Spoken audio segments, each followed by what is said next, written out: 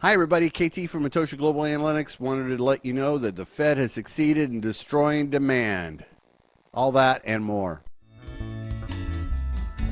Atocha Global Analytics. Please like and subscribe. Hello again, everybody. Just want to remind you that Atocha Global Analytics was created to provide insight and foresight into the street-level impacts of macroeconomics, real estate and finance trends, and the policies that shape them. And today is Forecast Friday. Before we get into the forecast metrics and cover what some of those happen to be, I wanted to share with you a news story here that shows that the Fed is being very successful in destroying demand in the U.S. economy. Here's a story titled, West Coast Ports Went from Chaos to Quiet. It's a national problem. And J.B. Hunt, of course, announced that there is a freight recession. And this is something that we've been covering here and we have seen for months because there are different things like the Baltic Index and some of the exports coming out of China, the freight waves, trucking, the railroads. These things all show that there is a big decline in shipping. But here's an article that covers about ports. So it says here about the chaotic scene of 100 ships waiting to unload their containers at the twin ports of Los Angeles and Long Beach in October 2021 is a forgotten past. At one point in March, only 15 vessels were at these two ports, 50% below the median in normal times before the pandemic. So, yeah, it's declining significantly. It says here in the first 3 months of 2023, the ports of Los Angeles and Long Beach handled 3.5 million 20-foot equivalent unit containers, 1.8 million containers for Los Angeles and 1.7 for Long Beach, down 30% of the same period of 2022, which 2022 had more or less normalized. So it's down significantly. So here's some reasons why it's off. First, U.S. import demand has waned so far this year. Imagine that. I wonder how that would happen when the Federal Reserve is trying to destroy demand.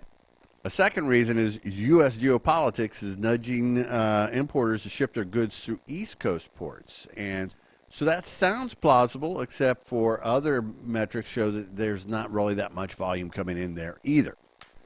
A third reason they list is inefficiency and uncertainty are also deterring many U.S. importers from relying on West Coast ports for imports.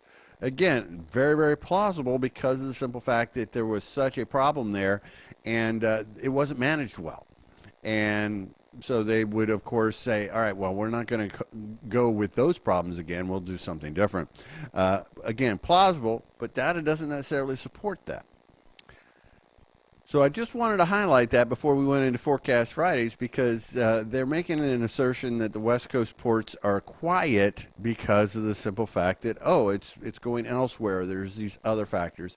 And though there may be some marginal impact, the reality is the shipping is way, way down. And so here we go with Forecast Fridays. What are some of these metrics? Well, you know, some of the standard metrics are very common and are used by the Fed. You know, when you start talking about consumer spending, when you're talking about manufacturing, when you're talking about the, you know, ISM, of course, building permits are very common.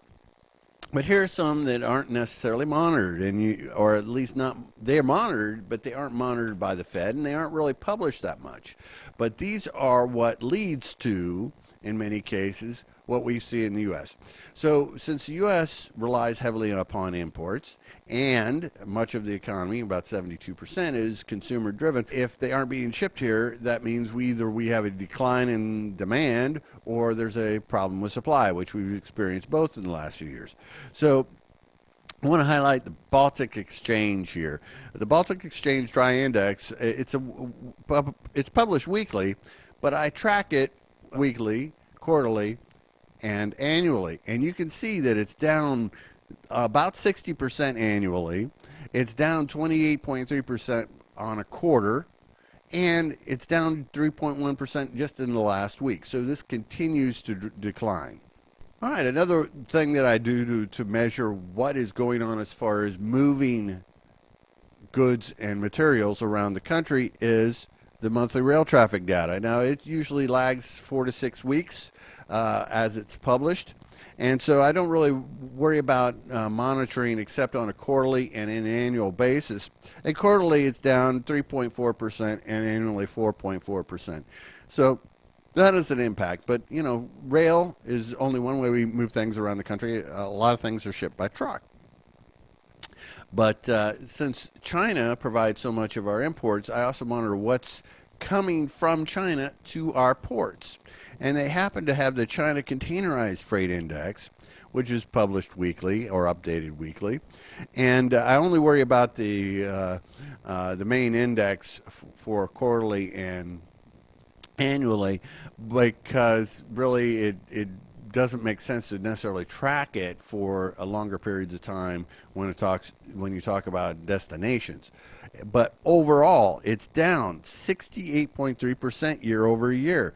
We're talking it's off of almost a third quarterly.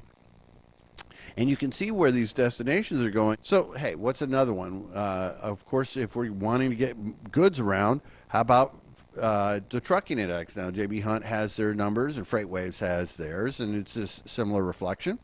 FreightWaves, of course, annually, they're down about 20%. Quarterly, they're down 12.5%. So you see that all these different methods of moving freight around, they're all down. All right, well, let's track retail sales. We can see that those have been both up and down, depending on how you look at it, so it's fairly flat. The 10-year Treasury spread, one of the reasons to pay attention to that is, of course, that's a recessionary indicator. You don't really care about a longer term on that. These things are usually a very short-lived event. So I happen to track it quarterly, and I happen to track it on a weekly basis, and you can see it's quite a significant spread there. Building permits, because residential construction for private housing is such a pillar of our economy, it is important to keep track of what's going on there. That's one of the four biggies, they say, of tracking for economic softness or recovery. And you can see that I also highlighted as a 90-day indicator. Durable goods.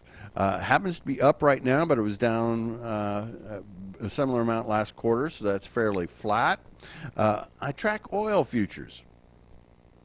And the reason that's important is the fact that oil futures are a really good indicator of what's going to happen as far as energy costs. And I can tell you that right now they're talking about a year from now. Again, this is forward looking. This is for the next year, unlike some of the others where it's looking back for a year. This one's looking forward for a year. And so they're expecting at the end of the quarter, oil to be up 3.5%, and a year from now to be up 13.3%. So these additional costs will be inflationary. Again, energy goes into everything. It adds cost to everything if the energy is going up. And lastly is the Philadelphia Fed Manufacturing Index. I thought it was important to cover that, and there's another 30 metrics that I'm not going to cover today. Just wanted to highlight some of these. You can see that the Philadelphia Fed Manufacturing Index, the last one was epic. It's, of course, is down year over year, 11%. It's down from last quarter, 18.8%, but the most recent change was negative 31.3. Now, they operate on a zero is a baseline, a neutral, plus shows growth, negative shows that it is contracting. Weakness in the economy, what we're looking at here is it's contracting year over year. It isn't always reflected in every metric.